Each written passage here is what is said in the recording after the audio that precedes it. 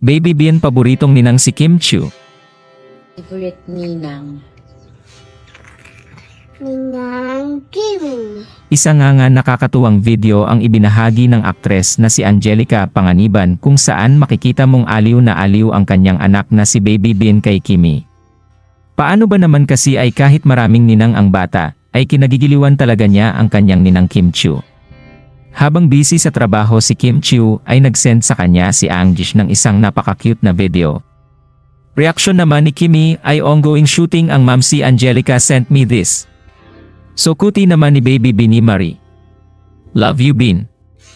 So pretty. Thank you Mamsi. Nandito panoorin natin ang full video. Favorite ninang. Ninang Kim. Anong laging sinisay ni Ninang Kim? Wow! Ito ang patunay na mapabata or matanda ay gustong-gusto ang presensya ni Kim Chiu. Super magaan kasi ang loob niya sa mga ito. Kagaya ng mga Showtime Kids na kanyang palaging binibigyan ng regalo. Samantala, super touch naman si Kimi sa gesture na ito ng kanyang inaanak. Kuhang-kuha pa ang kanyang tagline at palaging sinasabi na wow. Kilalang kilala talaga ng bata ang bubbly personality ng kanyang ninang Kimi.